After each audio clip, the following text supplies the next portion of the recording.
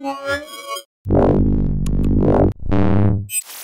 Scotty from Mobile Geeks, and here we have the Qualcomm Toq. This is the new smartwatch from Qualcomm, who is traditionally a chipset manufacturer. What we're going to be seeing today isn't going to be the best smartwatch in the market, but what we're going to be taking a look at is a company that has packed in the coolest technology that should be included in any smartwatch that's coming out onto the market. So think of this as like an inspirational smartwatch for all other future smartwatches.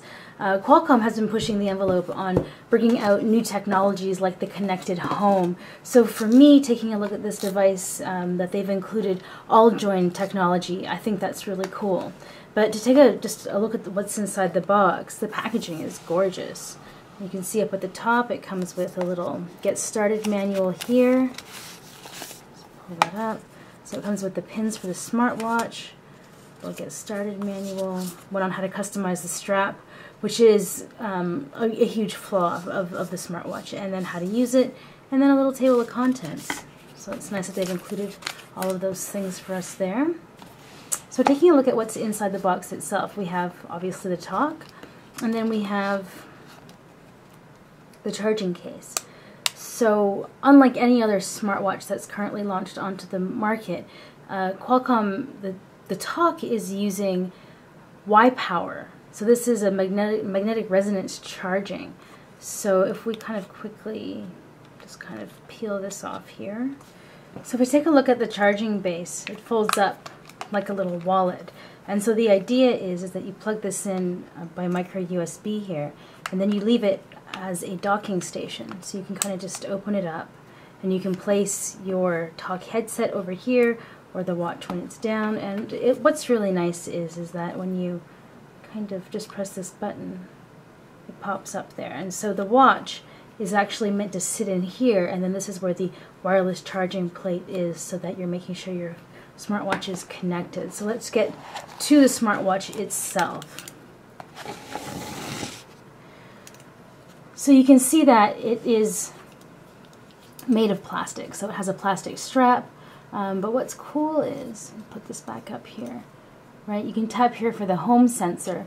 So this is what I was talking about the future technology for smartwatches, is that, yeah, the wristband might be made of plastic, which isn't great for a $300 watch, but they have integrated sensors into it. So what else is quite cool is that down here at the bottom, this is where they've integrated the battery. So this isn't just a kind of clasp, it's actually a 2,000, that would be enormous, a 240 milliampere battery. But what's difficult is that this clasp is relatively difficult to open. You do need some nails, but it opens quite easily. And then what you're meant to do is you're meant to use one of these pins over here, right, and then slide this strap end into here with a pin, and then that's how you're going to keep it secured. So what does suck is that you need to use scissors to actually cut the strap to meet your wrist. So along the back here, they have some indications for where you slice the strap. So if we put this across, you fold this over, and you go all the way down, right? So I would be at one of the very last kind of strap holes that there are, but I'm actually not going to cut this right now, because the thing is that both Sasha and I want to wear this watch and try it out, and since I have the smaller wrist, I have to go second, because, well, you can't scale this up or lend this to somebody with a larger wrist. So he's going to get it first just because he's got bigger wrists than I do. Here we go. Place the Toq on the pad. You'll see it powers on. I've actually already charged it. But what you can see is that even though I have like quite a bright light kind of pointing at the display, it's actually more crisp when you're having light hit it. And this is because it's actually using a mirror solid display technology. So this is a 1.5-inch display. And then we can just begin setup. Then we're going to pair this with my HTC One. So you can see here that then the Toq smartwatch shows up. Then we're going to pair. And then what we have to do is head on over to the Play Store and download the Qualcomm Toq app. Where did it just go there? There we go. So now let's get that installed. So right now, actually, the Qualcomm Toq only works with Android devices. I've currently switched over onto Windows Phone right now. I'm using the Lumia 1520. So in order to use the Toq, I'm actually going to have to re-love an Android product. So I think I'm going to go back on to the HTC One, or maybe actually probably the LG G2, which is my current favorite Android smartphone. But if we just want to kind of take a longer look at the Toq right now while it's pairing, the smartwatch is relatively light. It only weighs 3.2 ounces. Now, one of the things that I mentioned I didn't like in the past is that you can't actually lend this out to anyone else, so it does have a restriction on an unreplaceable band, which, again, not a big fan of. But if we take a look at the interface itself, it's relatively simple. So actually, let's just hit the home button. So what we do is we have a sensor up here, which is for home, and then we have a sensor up here, which is for the backlight. Now, these are the things that I was saying that are going to be included in your future smartwatches. So the Toq isn't necessarily a device that's ready for consumers, even though it is for sale for consumers. I think it's $350 on Amazon right now. Qualcomm's offering a $50 rebate, and yeah, so $300 is a lot of money for this phone. But the thing that this companion to your smartphone. But I still think it is quite cool. So here on the front, we actually do have a capacitive touch here, so you can see that we can switch around, and then if we tap the middle, you can see that we can change color. So there is some level of customization, which I really like.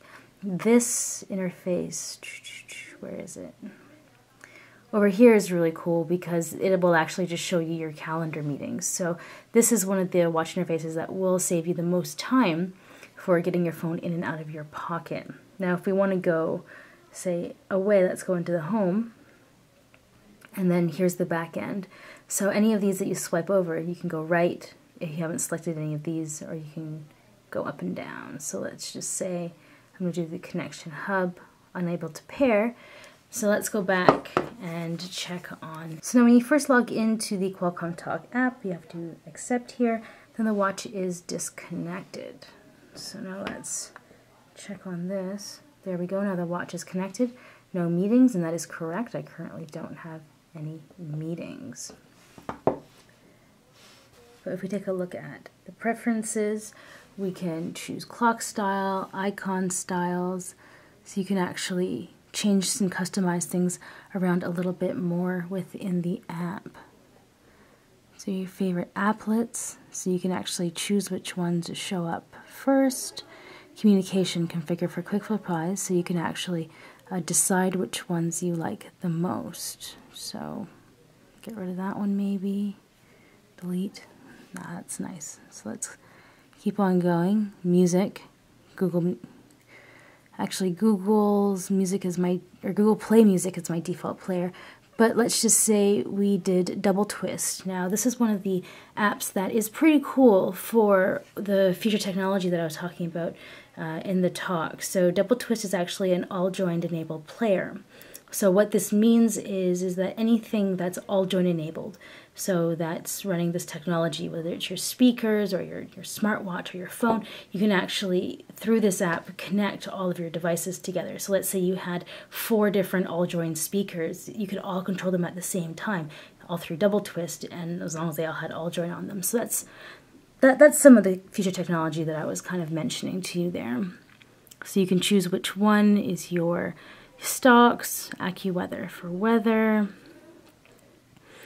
So you can also do advanced settings here. So clock timeout over 20 seconds. You can turn all join on or off. So it's a very basic kind of interface here. You can watch the setup video, learn about. So let's take a look at the Toq again to see what kind of functionality is on here. So here I have some messages there. There's a message from Steve back in September. Okay. There's some text messages, so you can see that there's a text message there. Phone calls. This is actually just updating all of my stuff from back in September. That's actually the last time that I was using the HTC one. So that is pretty cool. So let's go back onto here. We can do calendar. It's true. I have no meetings tomorrow or the next day that are on my Google Calendar. We can do some music. All right. Let's see. So this actually is controlling the music on my phone. Apparently I only have one song in here, so let's just stop that. Let's go back. Weather. Go back. So you can see that it's a very simple watch to control. So this has just kind of been a really basic notification here. This is a really basic walkthrough. But what's nice is that you can get all of your notifications that show up on your phone. So whether that's Facebook or WhatsApp or any of the things, and that's one of the restrictions on a lot of the devices is that the full messages won't show up. So it's neat that you can read them all through here. So this has just kind of been a quick walkthrough and look at the Qualcomm Toq. Like I mentioned before, Sasha's going to be getting the first hands-on with it because of the wrist issue here, and then after he's done taking a look at it, then I'll chop it down to my wrist size, and then we're going to be doing a review together of the Toq, so you can get both of our opinions on it. So it's going to take a little bit longer, yeah, just because, yeah, I can't get to it first, and I'm kind of sad about that. Okay, anyways, Nicole Scott from Mobile Geeks taking a look at the Qualcomm Toq.